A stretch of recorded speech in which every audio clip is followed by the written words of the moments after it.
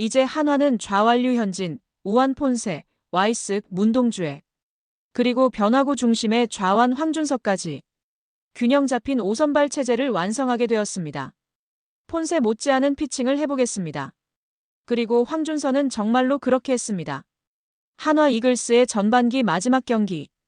그 마운드에는 예상치 못한 이름이 올라섰습니다. 황준서. 그는 단순한 대체 선발이 아니라 한화의 시즌을 바꿀 마지막 퍼즐 조각이었습니다. 이 소식 오야스가 발빠르게 전달드리겠습니다. 구독과 좋아요는 영상 제작에 큰 힘이 됩니다. 2025년 7월 10일 대전 한화생명 이글스 파크. 상대는 리그 정상급 외국인 투수 제임스 네일. 하지만 황준서는 단 한순간도 밀리지 않았습니다. 6과 3분의 1이닝 3피안타 무사사구 6탈 3진 1실점. 총 투구수 99. 포크볼 48개, 직구 38개, 나머지는 슬라이더와 커브. 황준서의 이날 피칭은 단순한 구위 싸움이 아니었습니다. 그는 투피치 투수가 아니었습니다. 완성된 투구 디자인과 정교한 스트라이크 존 활용 능력으로 기아 타선을 압도했습니다. 최고 구속 148km.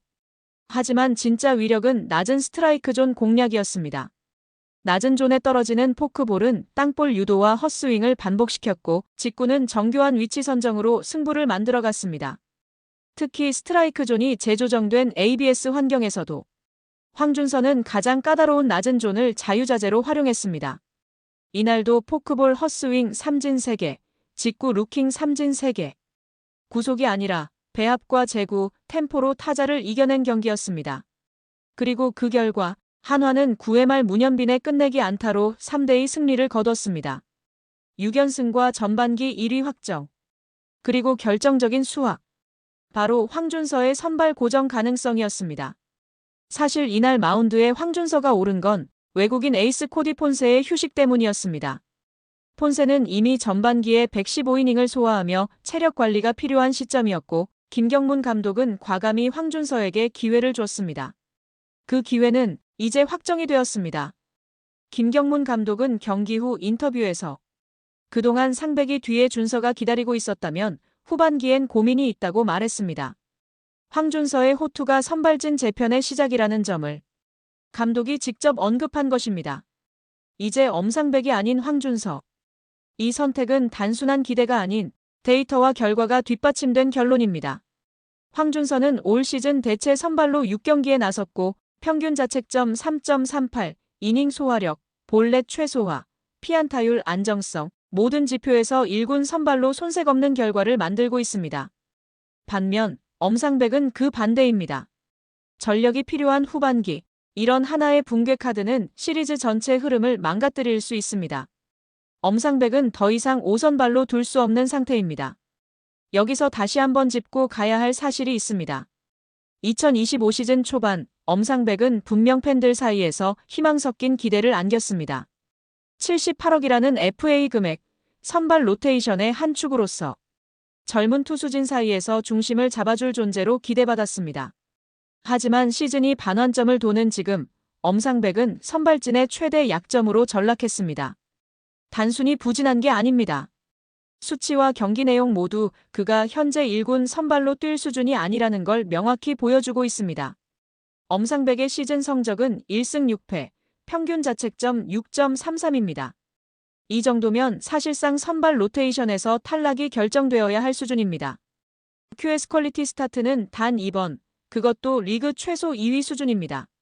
투수의 가장 기초적인 지표인 피안타율은 3할 1푼 7리로 규정이닝 투수들 중 두 번째로 높습니다. 즉, 타자들이 엄상백의 공을 너무 쉽게 공략하고 있다는 뜻입니다. 또한 9이닝당 피홈런 수치가 1.34로 되다 2위라는 점은 그가 장타에 얼마나 취약한지를 보여줍니다.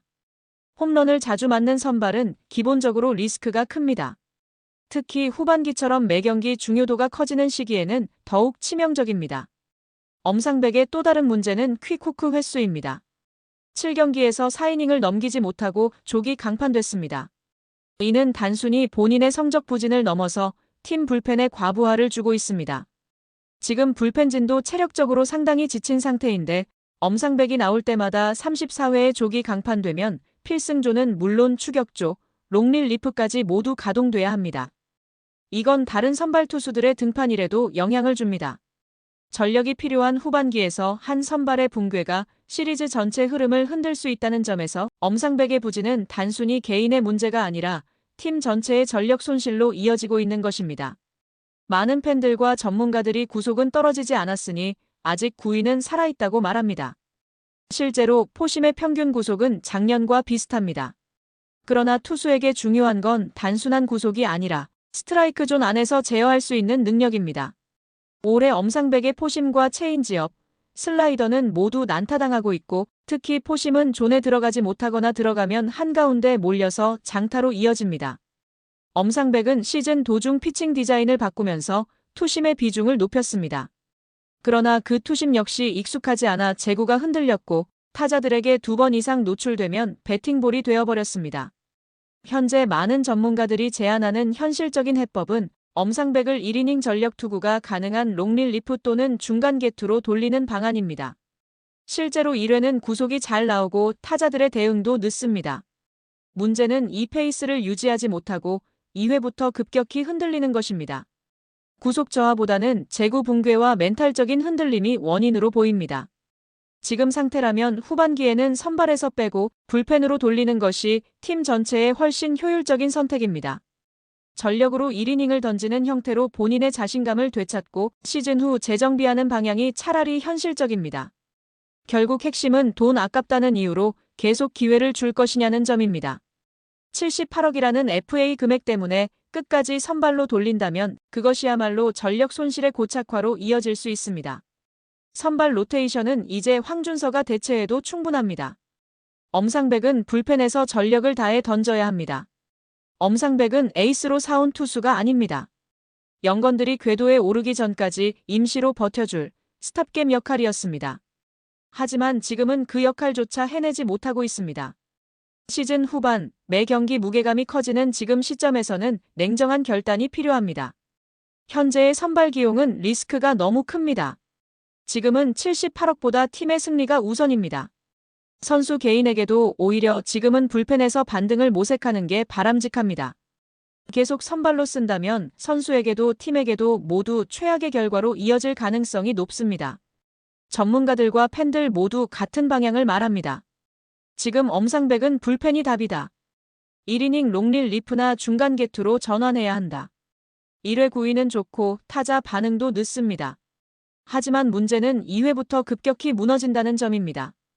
그렇기에 구속 저하보다는 멘탈과 제구 붕괴가 더 큰 원인입니다. 결국 지금 상황에서 엄상백을 계속 선발로 쓰는 건 팀 전체의 부담만 가중시킬 뿐입니다. 78억이라는 계약이 아까워도 지금은 결단이 필요합니다. 황준서는 준비가 되어 있습니다. 6경기 평균 자책점 3.38. 5이닝 이상 안정적 이닝 소화. 삼진 유도 능력, 볼넷 억제, 낮은 피안타율. 그리고 전반기 마지막 경기에서 보여준 완성형 투구. 김경문 감독도 더 이상 숨기지 않았습니다. 후반기엔 고민이 있다는 말 속에는 이미 답이 들어 있습니다. 황준서는 더 이상 대체 카드가 아닙니다. 한화 선발진의 완성형 퍼즐입니다. 폰세, 와이스, 류현진, 문동주, 황준서. 이 로테이션은 우승을 노리는 팀의 전형입니다. 좌완과 우완의 조화. 강속구형과 변화구형의 분배. 베테랑과 신예의 밸런스. 그 중심에 이제 황준서가 있습니다. 한화가 우승을 원한다면 지금 가장 먼저 할 일은 선발진의 확정입니다. 그리고 그 답은 황준서입니다. 여러분의 생각은 어떠신가요? 댓글로 의견을 남겨주세요. 좋아요와 구독 잊지 마시고요. 감사합니다.